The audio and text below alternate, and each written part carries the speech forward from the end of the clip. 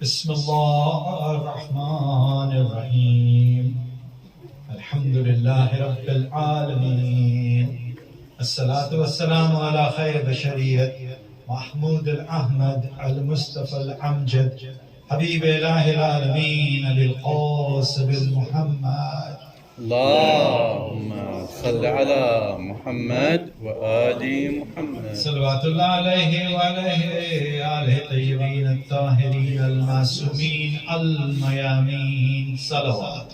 اللهم صل على محمد وآل محمد. Moving towards the 4th of Moharram today, we have passed the 4th of Moharram. The 9th of the 5th of Moharram we are reaching. The talk of Imam Hussein and his journey towards Karbala and establishing something unique for mankind in this month of Moharram is still boggling the minds of people around the world. Imam Hussein is known not only in Moharram, but if you look at the characteristic of Imam Hussein, surely we focus on Imam Hussein every Moharram and we talk extraordinary length towards his character, his journey and his struggle and his final martyrdom. But throughout the year, if you look at the Imam Hussein's character, what kind of a person he was.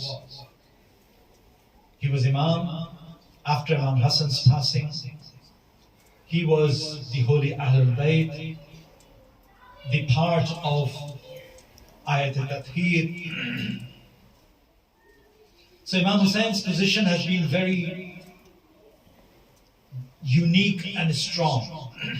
Ever since he was born, Rasulullah sallallahu alaihi wasallam kissed his neck and cried.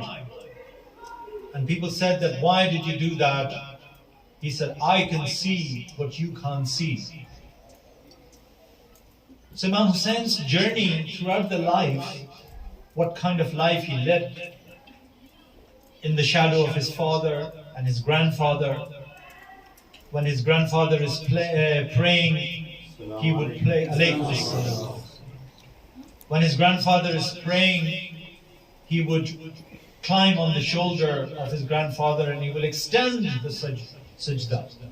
He would not get up to hurt Imam Hussein away from his shoulder. These are the common hadith that you have heard so many times. The position, central position of Imam Hussein from the childhood has been very unique in the eyes of Rasulullah. And as a boy, he was very lovable boy, friendship with loyal companions, loyal people, that lasted all the way to Karbala. Imam Hussein obviously was a pious Imam, pious man at the time of his household, in his father's house, in his mother's house. These two children are known as Sayyid al-Shabab Ahl al-Jannah. Hassan and Hussein are the two apple of my eyes. That's what Amir al-Mu'mineen used to call them. And their position. But people are still talking about what is in Imam Hussein that after 1,400 years, millions of people come along to the Hussainiyas, to Imam Barga, to go to Karbala, to go to Mashhad, to all those Rawzas. What is in Imam Hussein? And this is the questions raised by non-Muslims. For us it's natural. You know, children come, we were like little babies and boys. We used to go with our parents and to listen to the majalises. We didn't understand the relationship between the family members. We didn't understand who the general, army general, Ibn Ziyad, Umar ibn Saad, who are these people, you know, who are all these characters. We were confused as a little boys because there's so many characters in this story of Imam Hussain. But yet we would go for the atmosphere. We would go to listen to the majalises, to the lectures for those who are telling with their full passion the story of Karbala, the story of Imam Hussain. And then at one stage, we brought this in our system. It becomes part of our life that we have to pay attention when the Moharrram comes. We focus, we take holidays if we are in the middle of the term, we take breaks to pay attention to the month of Moharrram as we pay attention to the month of Ramadan and make special effort. So the importance of Muharram and the importance of the message of Imam Hussain has been so powerful that it became part of our reality, that in Muharram we have to do these sort of things. Alhamdulillah, people are distributing water, food. Why? Because Imam Hussain died, was martyred without food, without water. He was denied water for 3 days. And this is the symbol of that. People voluntarily bring food, water for what? You're not thirsty, you came here, alhamdulillah. But people are bringing the symbol of Imam Hussein's thirst. The children of Imam Hussain didn't get the water. And this is the atmosphere of Imam Hussein's tragedy of Karbala. That has created atmosphere. If you go to Karbala, people are feeding thousands of people. People are creating the milk and water sabil and everything to remember what Imam Hussain did and what Imam Hussain was. No other Imam had that significance, privilege, that what Imam Hussain had. And this is lasting forever and ever and ever. You may question when this fight stopped. And people have made a lot of attempts. People have put, Saddam has in your eyes, in your time, stopped people going to Karbala, stop people making adha for Imam Hussain. So different period in the history of Islam has created a different atmosphere. During the time of different Imams, Imam Jafar as-Sadiq alayhi salam particularly was privileged to have a big grand azan. And he said that I must propagate my grandfather's journey to Karbala and the Shahada of Karbala by organizing these majalises and propagating the message of my grandfather at such a large scale by feeding people, so the people will come to realize who Imam Hussain was. Poor people collected money throughout the year to spend in Muharram, to spend in majalises. And this is the tradition. Alhamdulillah, this is India. We only collect money in Ramadan and Muharram to run the place for a whole year. It's a miracle. But people generously donate.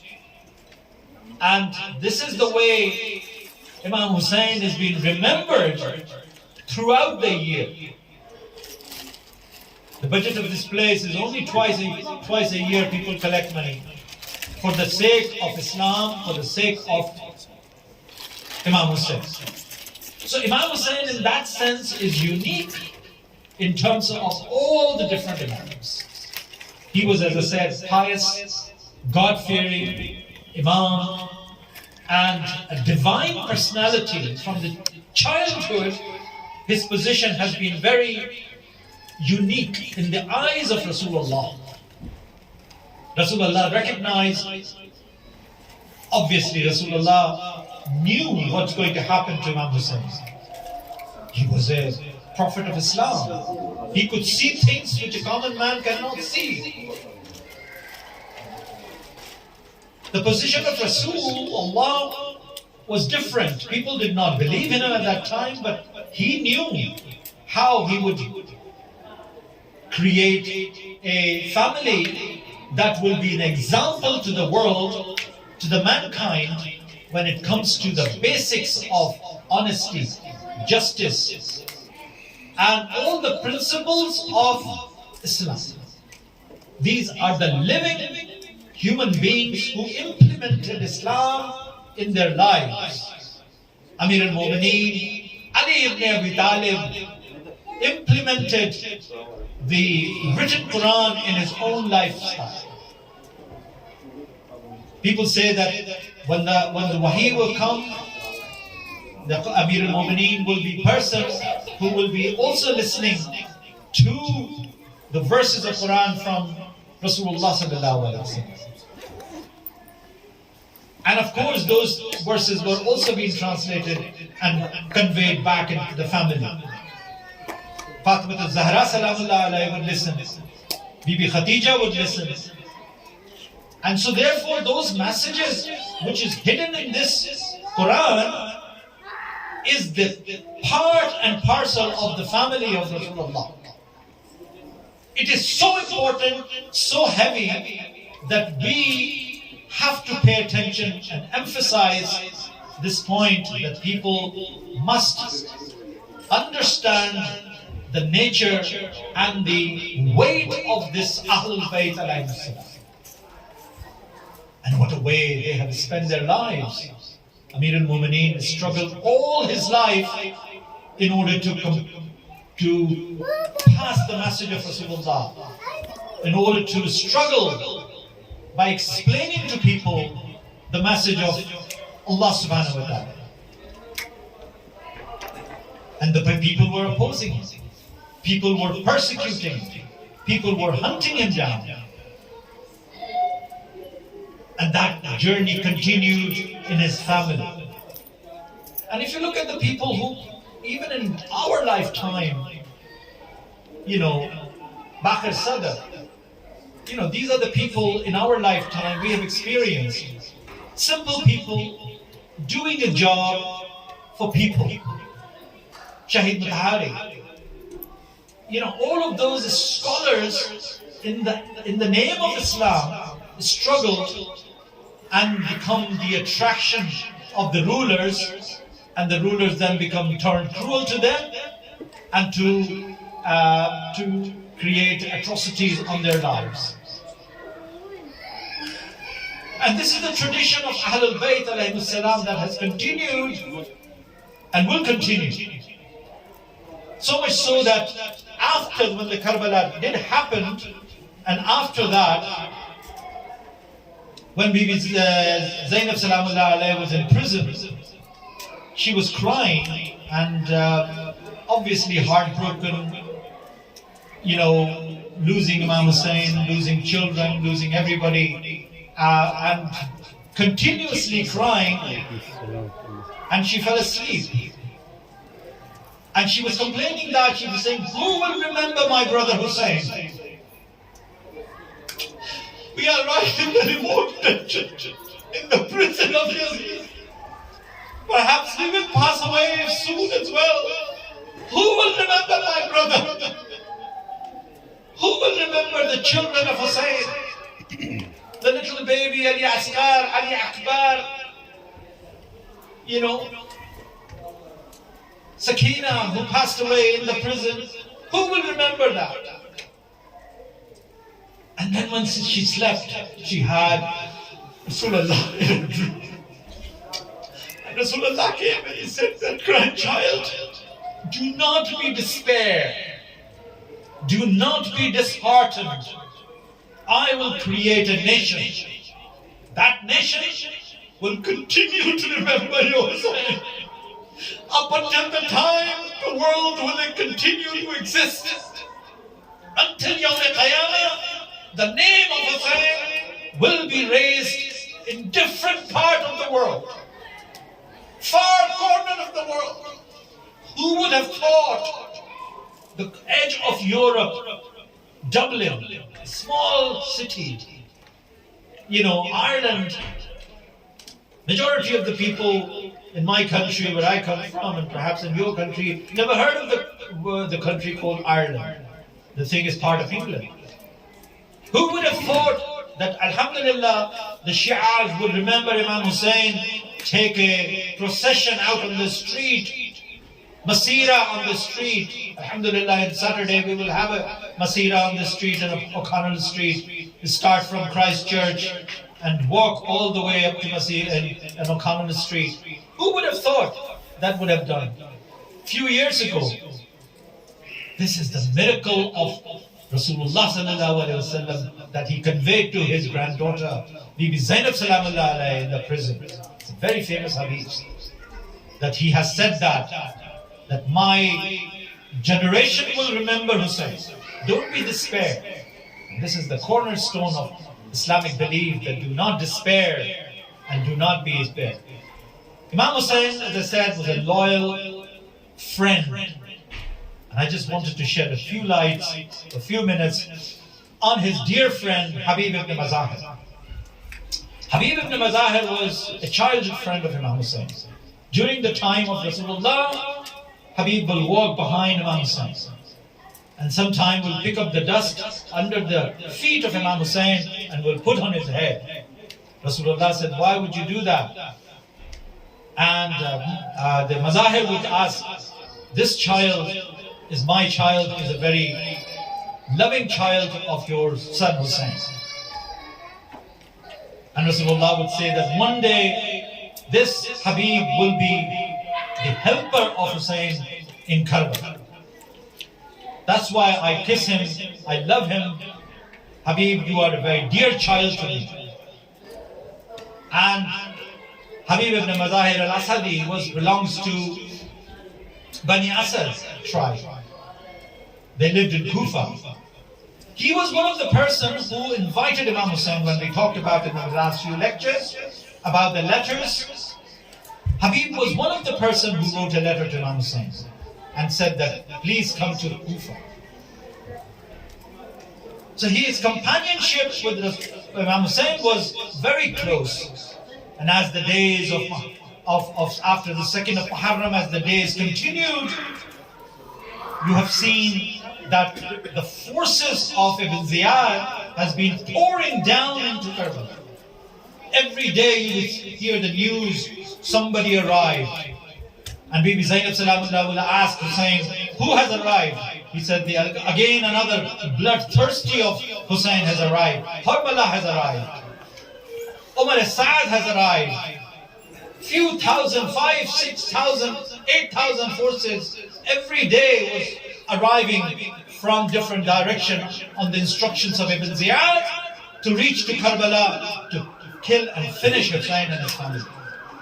She goes to Hussein and she said that, don't you have any other persons, your friend or anybody that you can call to support you? And so he sends a messenger to Habib, to Kufa. Messenger reaches the Habib's house, he knocks the door. Habib was having lunch with his wife, and the doors opened. He said, I am the messenger of Hussein. I have a message for you. And then the letter was opened and read, and he said that your Hussein is in trouble, Habib. Need your help. Come over. Every day I hear this news that somebody is coming on the opposite side of the forces. I don't have that many people around me. And so he showed this letter to his wife, and his wife says that, what do you think?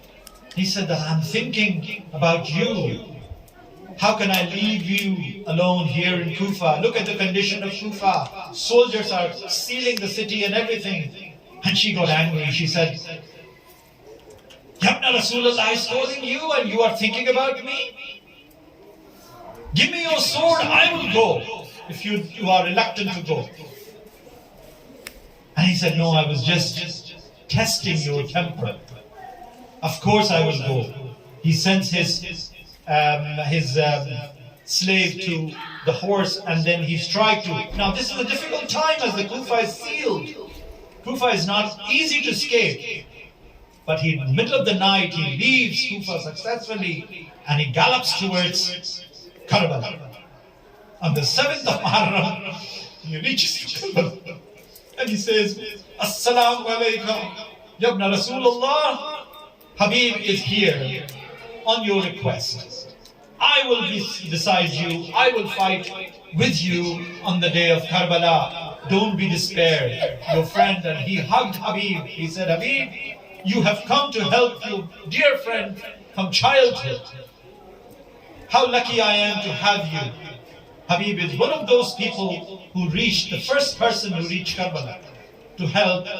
And he goes to Bibi Zainab Salamullah alayh and sends the salam to Bibi Zainab, says that, Assalamu alayka ya Zainab, Habib is here to help your brother. So, the loyalty of Rasulullah's grandchildren, Imam Hussein has established the respect and the friendship with somebody like Habib, who fought bravely during the time of the day of Ashura. Up until the Zohar time, Habib was with Imam Hussein. But Zohar time comes, and he cannot stand. When he goes to ask for, he says to Imam Hussein said to Habib, it's the Salah time. Go and ask the permission from the other forces, from forces of Umar Sa'ad, that we can do some Zohar prayer. And the reply came, no, we would not let you pray. Your prayers will not be accepted. Allahu Akbar. The prayers of grandson of Rasulullah will not be accepted in front of these mal'aun, these zalim, these people who had no religion whatsoever. And Habib said that now my patience is stopping and I must go out.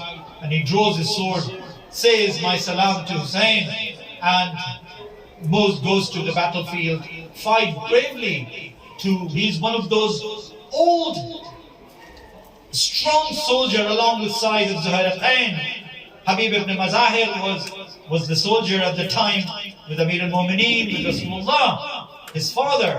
So they were the bravest of the brave people, senior people of the army of Rasulullah. He goes and he fights bravely, and finally, when he sacrifices his life, he's been attacked by the forces all around him. He sends his final salam. Imam Hussein rushed to the Karbala, to the battlefield, and holds Habib in his lap. And he said, Ya Habib, you have done your duty, and you have found a final place in Jannah. Inshallah, we will meet there soon. Salli ala Muhammad wa ali Muhammad.